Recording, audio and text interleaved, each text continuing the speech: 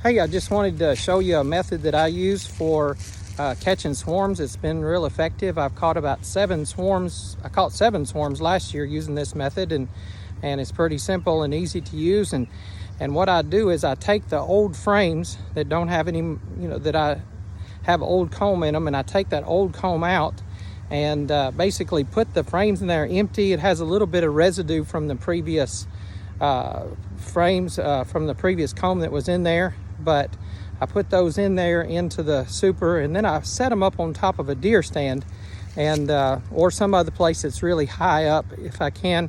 And I caught, like I said, I caught 7 swarms last year, and this year I've already caught 2. So I want to show you one before we get started here. I want to show you one that I actually caught a swarm in, and I'm going to climb up this deer stand real quick with this camera and take a look at this one, and then I'll show you kind of how I set it up and what I do to get it going. All right, here's the deer stand. There on top, a nice platform stand with some skid pallets around it. I didn't know if this had one. I put it out about 2 weeks ago, maybe. And as you can tell, it's just a hive there. I stop up the front entrance so it's not quite so big. They don't have as much to protect. But there's that 2. This one is an 8 frame with 2 mediums on it. I had some die out last year, and I just decided to take these empty hives and put them together and set them on top of some deer stands and see what I could get. So they're coming in and out good.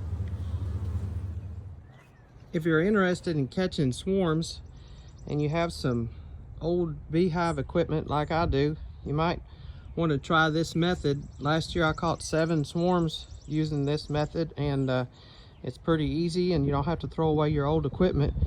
But basically what I do is find something high like a post or a deer stand or the top of a shed or something like that, and I put the hive on top of it, and then I come in with these old frames actually, and I pull all this framing, all the comb out of it, and you can tell it used to have comb there, and I just leave just a little bit in each one of the frames. You can see those down there, they don't have anything in them, but that'll prevent the wax moths from building in there too bad, and no hive beetles can really get in there and make anything because there's not really anything.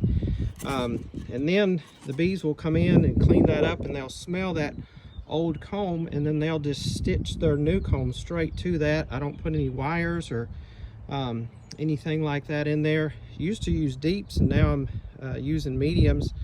I'm just putting them there, and then I will actually take all of this and set it on top of this post with a good block up there to keep it from blowing off. And last year on this post I caught a real nice swarm, and like I said, this was about 7 swarms that I caught doing this method last year. So you can see this is just an old hive. I've got it all up there now, and I actually put a little block up here so that the entrance is only partially all the way open, and that way they don't have so much to defend whenever they come in. And so have that. One of the things that's kind of critical is that you level it from side to side, one side to the other. If not, when they start drawing down the wax on those frames, they'll actually draw it down slanted. Now you can see front to back, it's actually sloping, setting frontwards, and that kind of keep the water out of the inside of it. And that's okay, the bees don't care. But side to side, if you put it up there and it's not level, then they'll draw it out, draw out the comb sideways, and you'll have trouble getting your frames out.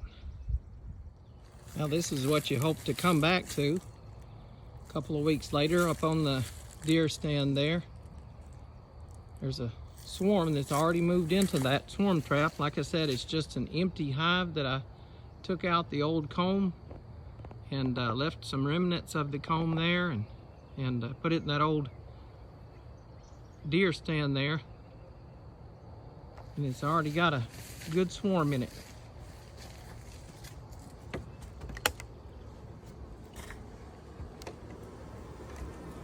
are coming in and out. I don't know how long they've been in there. I don't put a inner cover or anything on there. I just leave it like it is. And I'll come back and move them when they get settled in good and hope for the best. This is out of a hive that I recently caught a swarm in. And you can see there where I pulled the comb out of the frame. And I pulled all the comb out and just kind of left just a little bit around the bottom like that. But you can see, so there was nothing in here before when I caught this swarm. And now you can see how they've just filled it out.